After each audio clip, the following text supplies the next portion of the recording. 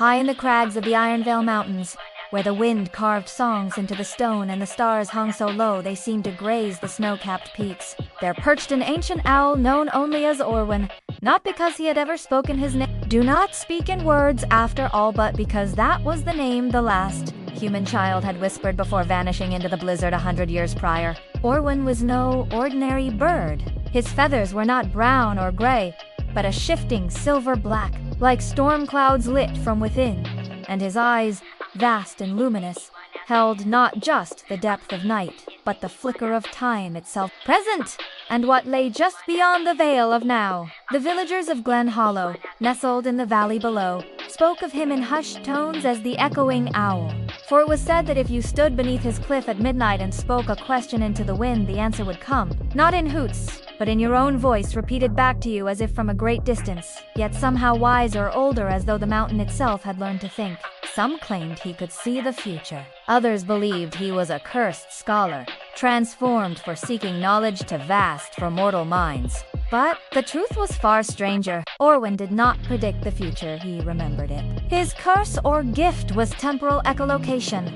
Every sound, every word, every heartbeat that passed through the mountain's embrace was stored in his mind, not as memory, but as living resonance, replaying not just what was said, but what would be. He heard tomorrow's cries before they were made, the final words of dying men before they drew their last breath, the laughter of children not yet born. And because he could not unhear them, he could not intervene. To speak was to disrupt the echo, to risk unraveling the delicate thread of cause and effect that bound the world together. So he remained silent, a sentinel of time, his great wings folded like closed books, his golden eyes scanning the horizon not for prey, but for the ripples of what was coming. 4 decades, he watched the same families farm the same fields, love the same loves, make the same mistakes.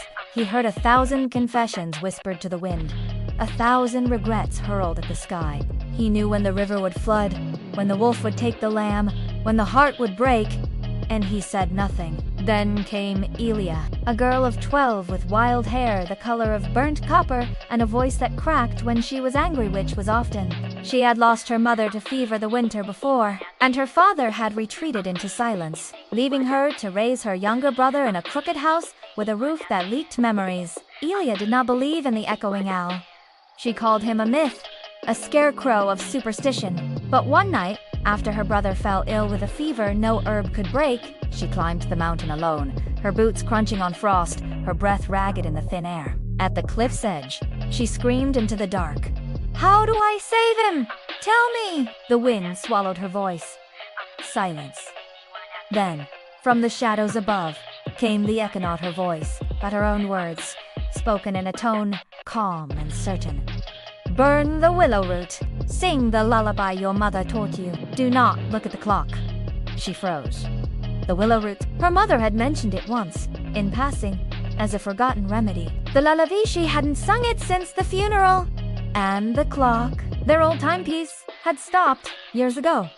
Still, desperate, she obeyed. She boiled the root into a bitter tea, sang the shaky notes of the lullaby by her brother's side, and turned the clock face to the wall.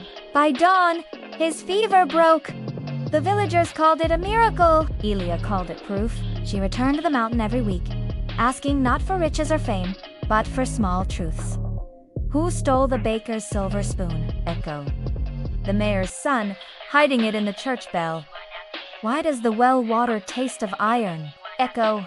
A rusted pipe beneath the third stone. She became known as the girl who spoke to the owl, the one who carried answers from the mountain's heart. But Orwen watched her with growing dread. He had heard her futured echo of her voice, years from now, screaming from this very cliff. I should have stopped her. I should have listened. And beneath it, another voice, her brother's, whispering, "You weren't the healer. You were the cause." He wanted to warn her, to hoot, to dive, to block her path. But the laws of the echo were absolute. To alter the future was to silence all voices forever. Then came the night she asked the question that changed everything. What happened to my mother? The mountain fell still. Even the wind paused. Orwen's heart, a thing owls are not supposed to have. Yet he did. Deep in his ancient chest pounded like a war drum. He knew the answer. He had heard it 100 times in the echoes of tomorrow.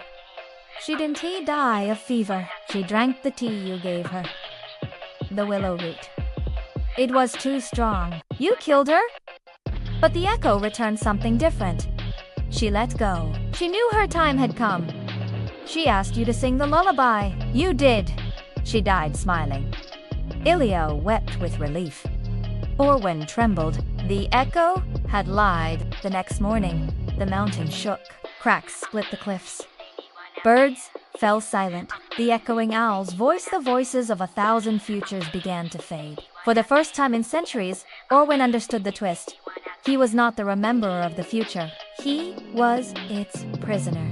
The echoes were not premonitions, they were edits, implanted by the mountain's ancient spirit to preserve balance, to soften blows, to guide without revealing too much. The true future was never spoken. The echo only told what needed to be heard to keep the world turning. And now, by allowing a lie to pass as truth, by letting Elia believe her mother's death was peaceful when it was his duty to reveal the truth, he had broken the covenant. As the first light touched the peak, Orwen spread his wings for the last time and flew not into the sky, but into the heart of the storm, where time unraveled like thread. And in the village below, Elia sang the lullaby to her brother, unaware that in the years to come, she would become a healer, that she would save hundreds, that she would never know the truth of her mother Asenbi, 'cause some echoes exist not to reveal the future, but to make it bearable. And the mountain, in its infinite wisdom, had chosen mercy over truth, the real twist.